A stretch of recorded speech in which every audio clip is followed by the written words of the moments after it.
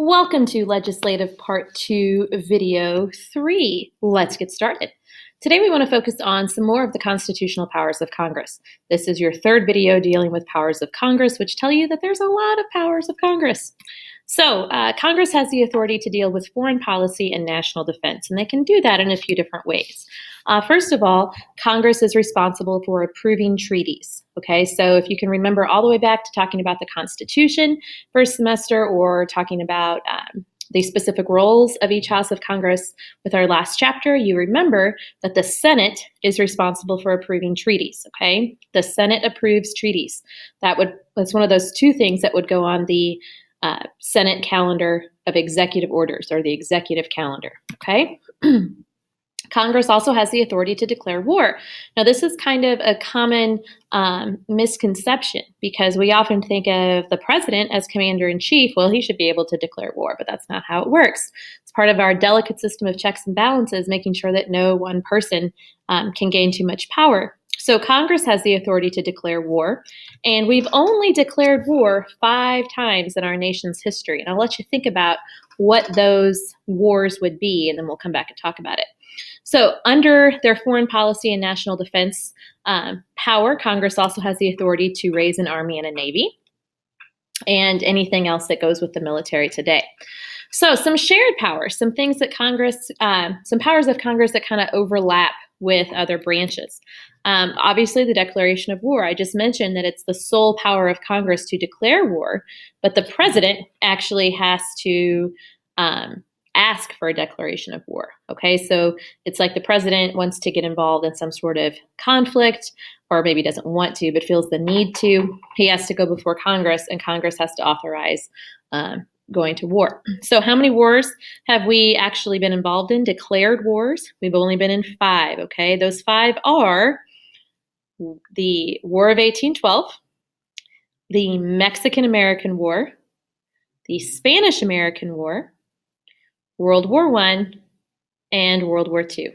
That's it. Only those 5 wars have actually been declared wars. Now, the other wars that come to mind, the Korean War, the Vietnam War, those were authorized as police actions, or they were basically authorized military measures. Okay, so Congress can decide to either declare war if we're involved in a conflict, or they can just authorize spending. Okay, and all of that boils down to this thing called the War Powers Act. Okay, after the Vietnam War, Congress kind of felt like the president was taking too many liberties with going to war. So they kind of wanted to rein the president back in, to rein in his powers. So I'm going to switch you over here to the War Powers Clause. Now, this is from the Library of Congress's website, so it's a pretty reliable source. Okay, so I'm just going to go through this briefly with you, and then I'll probably ask you to do some more reading on this in class. So let's see. Okay. So the War Powers Resolution can be broken down into several distinct parts. We're just going to focus on a few of them. The first part states the policy behind the law, namely to ensure the collective judgment of both Congress and the President, will apply to the introduction of the United States Armed Forces into hostilities. Okay, so this is basically the goal of the War Powers Act, is to make sure that Congress and the President work together before just diving into a conflict. Okay.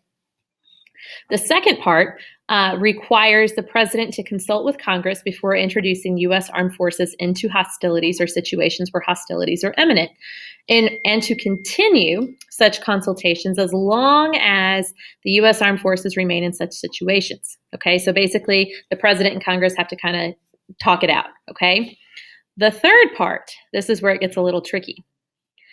The third part basically says that the president has to comply with any time he introduces the U.S. armed forces into existing or imminent hostilities is particularly significant because it can trigger a 60-day time limit on the use of U.S. forces under that section. Okay, so continuing on with that, if Congress does not vote to either fund the measure or declare war, then the president has to bring the troops home. Okay, they have to be withdrawn from hostilities within 60 days of the time a report is submitted, or is required to be submitted under that section, okay? So unless Congress acts to approve the continued military action or they physically can't meet. So like if we are in the middle of this huge conflict and Congress cannot get together because we've been invaded, then that part would not count, okay? So what I really want you to remember about the War Powers Act is that it was created to kind of keep the president in line, to keep him reined in, and to make sure that the president and Congress worked together when it came to going to war. All right, scooting ahead then to their powers dealing with growth of the nation.